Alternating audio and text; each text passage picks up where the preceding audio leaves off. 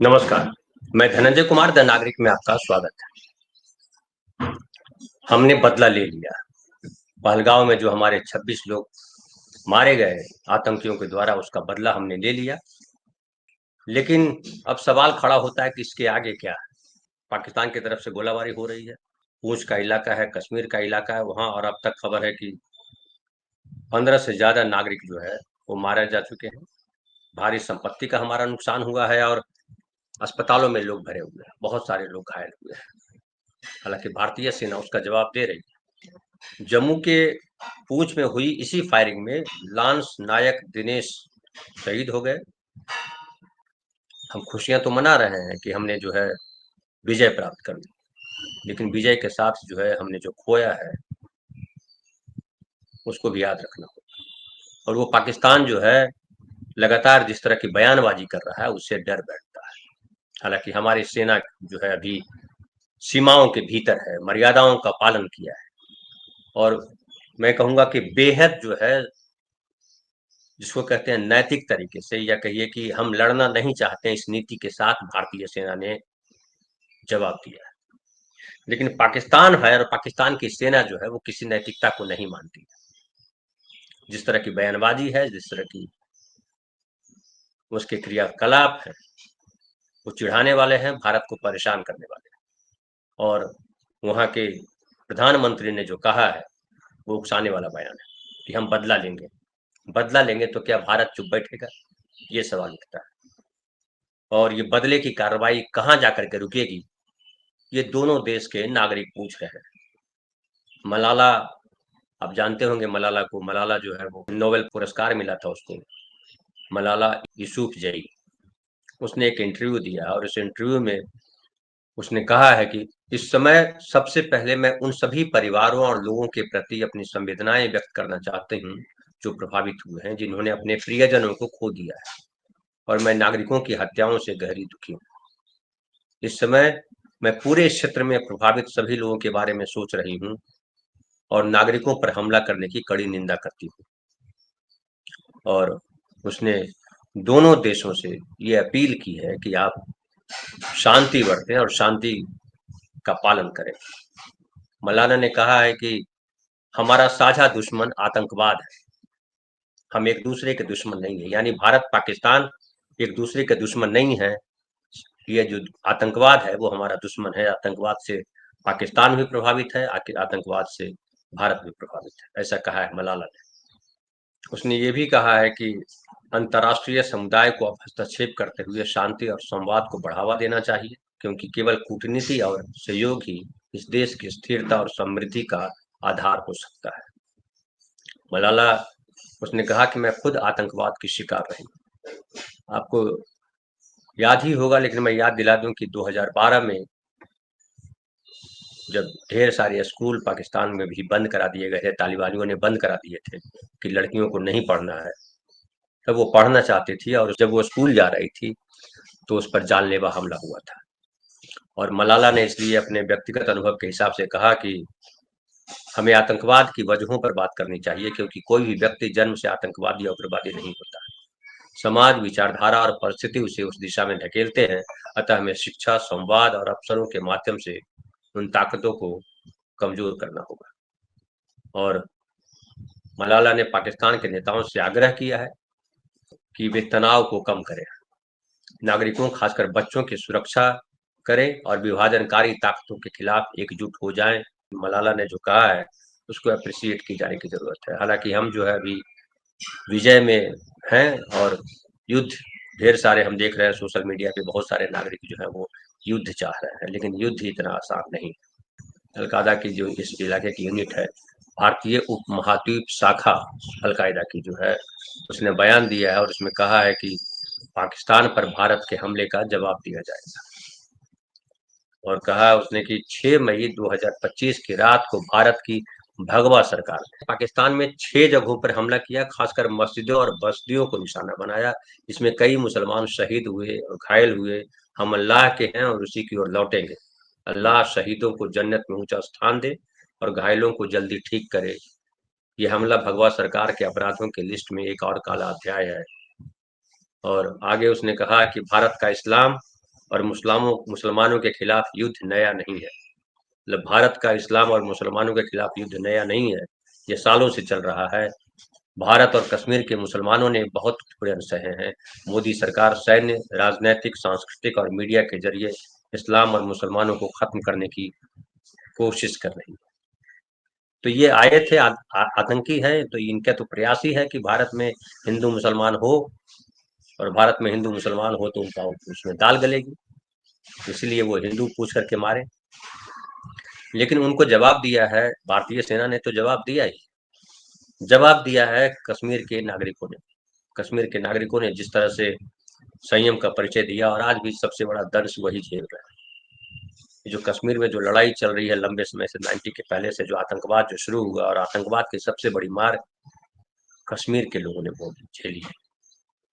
वहाँ हिंदू हो या मुसलमान हो, दोनों उसके जो है शिकार रहे। हिंदू तो वहाँ पंडित, कश्मीरी पंडित तो वहाँ निकल आए, उस प्रदेश में अलग किस्म की राजनीति होती रहती है, लेकिन वहाँ के मुसलमानों ने भी खूब झेला है उसको। लेकिन जिस तरीके का परिचय दिया इस बार पहलगांव पर हमले की बात, वो काबिल तारीफ है, और इससे जो है पाकिस्तान को भी परेशानी हो रही है। हम सब जानते हैं कि कोई भी जब हमारे घर पर हमला होता है, हमारे घर के लोग अगर उसमें शामिल नहीं होंगे तो हमला हो नहीं सकेगा।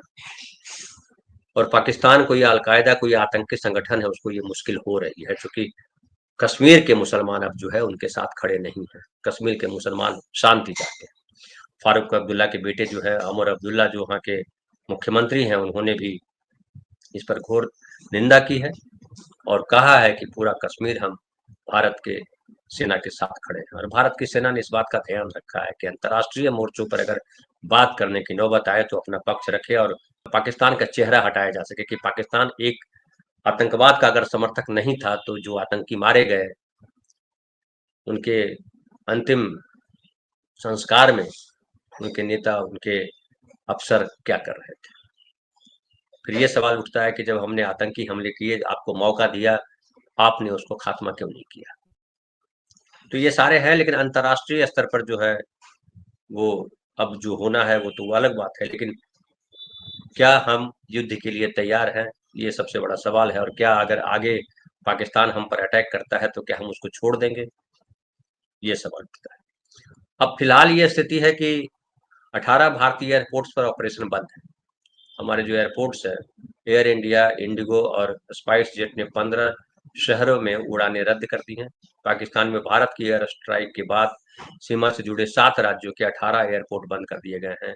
श्रीनगर, जम्मू, लेह, चंडीगढ़, बीकानेर, जोधपुर, राजकोट, धर्मशाला, अमृतसर, भुज और जामनगर शामिल है। करीब 200 फ्लाइट्स रद्द हुई है।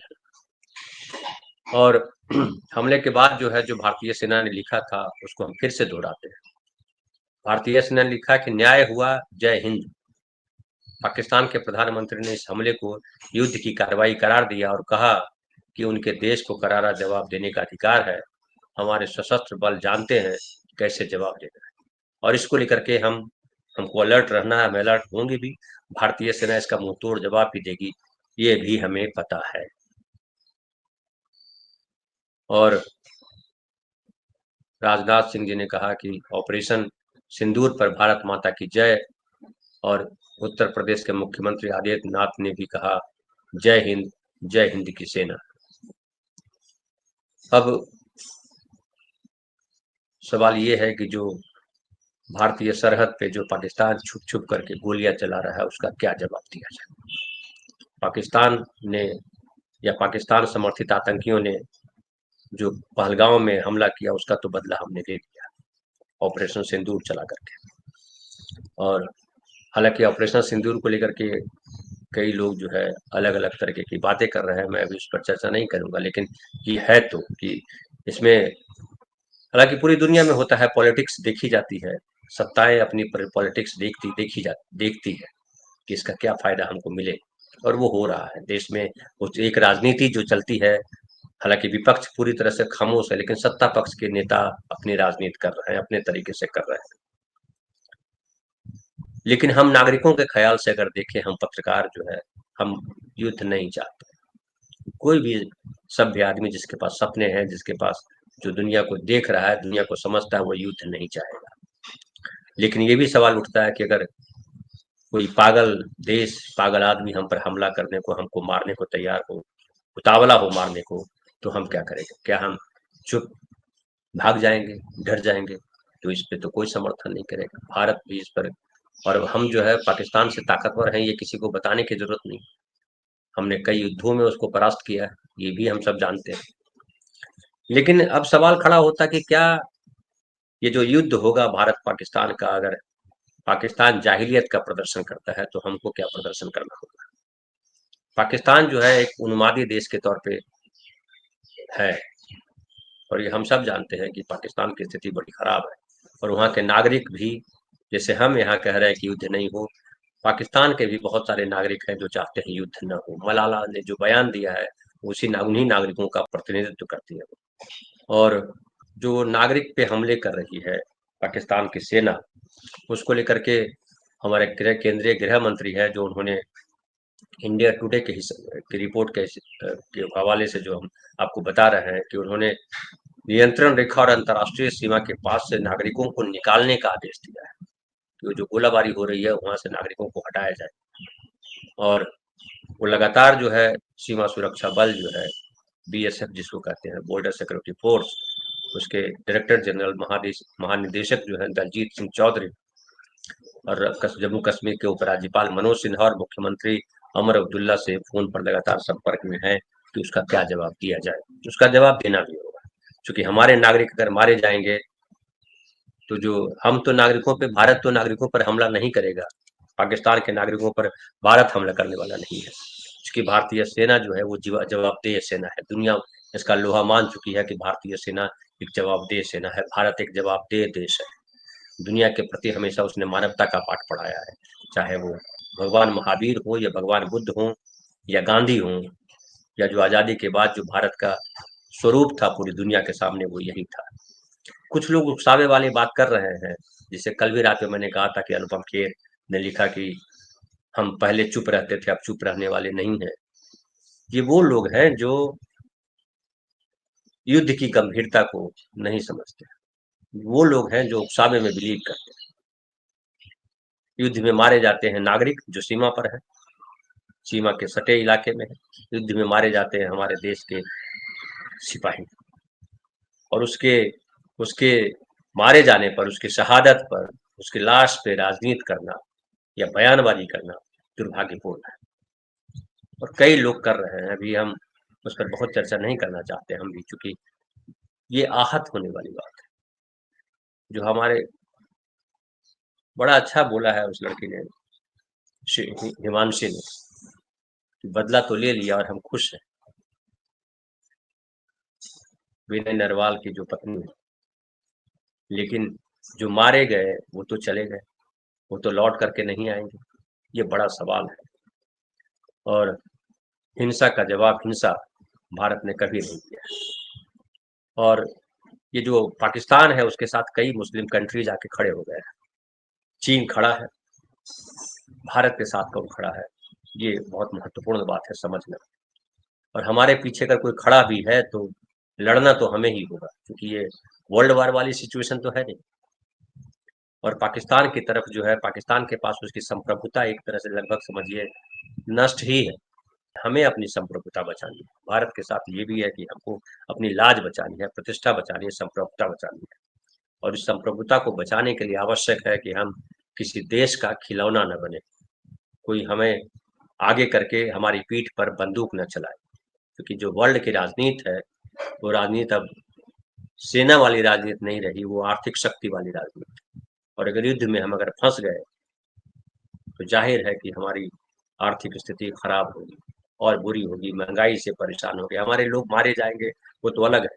लेकिन जो हमारा विकास कार्य है, जो हम इंफ्रास्ट्रक्चर के स्तर पर या और कई स्तर पर, हम इंडस्ट्री के स्तर पर जो हम करना चाहते हैं वो नहीं कर पाएंगे। रिसर्च स्तर पर हम बहुत कमजोर हैं, ये हम सब जानते हैं, और हम लोग लगातार इस पर बात करते रहते हैं कि हमें रिसर्च पे ध्यान दिया जाना चाहिए, देना चाहिए रिसर्च पे, कि हम कब तक बाहर से चीजों को खरीदते रहेंगे और रॉयल्टी पे करते रहेंगे। अमेरिका हो या चीन, कोई भी दुनिया में देश जो आगे बढ़ रहा है वो देश शांति के सहारे आगे बढ़ता है, वो लड़ा देता है दूसरों को। चीन क्या कर रहा है? चीन जो है युद्ध नहीं कर रहा है किसी से, अमेरिका भी युद्ध नहीं कर रहा। उसने कहा कि हम अपने पैर वापस लेते हैं, और अफगानिस्तान के बाद उसकी नीति बदल गई, क्योंकि जहां जहां युद्ध में फंसा वो खुद बर्बाद हुआ। वो जानता है कि हम बर्बाद हो जाएंगे, लेकिन तेल के लिए उसने तमाम युद्ध किए और उसने तेल पर कब्जा भी कर लिया। ये मुसलमानों को भी समझ में नहीं आया, मुस्लिम देशों को आज तक समझ में नहीं आया कि तुमको कैसे इस्तेमाल कर रहा है। और आईएस है या अलकायदा है, ये सब सिर्फ इसलिए खड़ा किया गया ताकि मुसलमान दुनिया में बदनाम हो। ये मुसलमानों को सोचने की ज्यादा जरूरत है। वो भारत के मुसलमान ये बात समझ गए हैं, इसलिए कश्मीर से लेकर के कन्याकुमारी तक और महाराष्ट्र से लेकर के सिक्किम तक मुस्लिम चुप हैं। उसको हालांकि दूसरे तरीके से भी कहा जा रहा है। जो हिंदूवादी है वो लोग कह रहे हैं कि देखो मोदी जी की वजह से सबको शांत करा दिया। उसकी कई अलग वजह हैं, और अभी ये हिंदू मुसलमान जब करेंगे इससे देश आपका कमजोर होगा, ये ध्यान रखिएगा।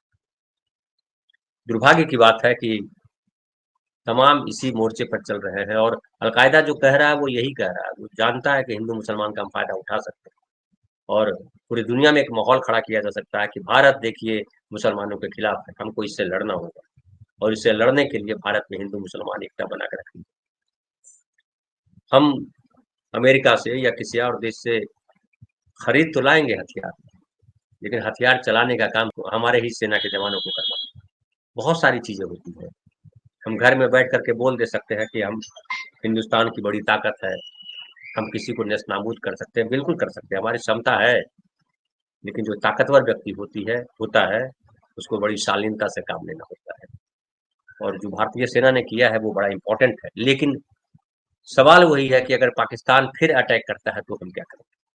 तो इस पाकिस्तान अटैक न कर पाए इसके लिए आवश्यक है कि हम कूटनीतिक प्रयास करें, हम उकसावे वाली बात न करें, और उसका जवाब कैसे दिया जाए। जो हमारे नागरिक मारे गए हैं, 15 नागरिक मारे गए हैं, बहुत सारे नागरिक घायल है, उनकी सेफ्टी कैसे बढ़ते, क्योंकि आत्म सुरक्षा जो है सबसे, युद्ध में आत्म सुरक्षा सबसे बड़ा हथियार होता है।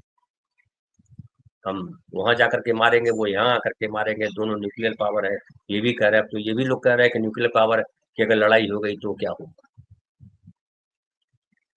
हमें जो जिम्मेदार होते हैं उनको जो है शांति से काम लेना होता है, और जो नालायक होते हैं वो हमें उकसावे में रखते हैं, हमेशा जो है वो आकर के चैलेंज करते हैं, गाली गलौज करते हैं, आपके घर आकर के पत्थर फेंक जाएंगे। पाकिस्तान वही कर रहा है, हमारे घर में पत्थर लगातार मार रहा है। वो इस बात को समझने को तैयार नहीं है कि आपके यहाँ के जो पीओके है या आपके यहाँ जो आतंकी संगठन है, जो उनके अड्डे हैं जहाँ ट्रेंड किए जाते हैं, उसको कैसे खत्म किया जाए। और शांति जो है, शांति ही मूल है, जो मलाला ने कहा है, बड़ी अच्छी बात मलाला ने कही है। और ये शांति का स्वर आगे बढ़ाया जाना चाहिए, और मुझे पूरा यकीन है कि भारत सरकार भी जो है इस मोर्चे पर है कि हम जो है किसी तरह से इस युद्ध को टाल जाए, शांति ले, लेकिन डर करके नहीं। अगर वैसी बात आएगी तो हम लड़ेंगे।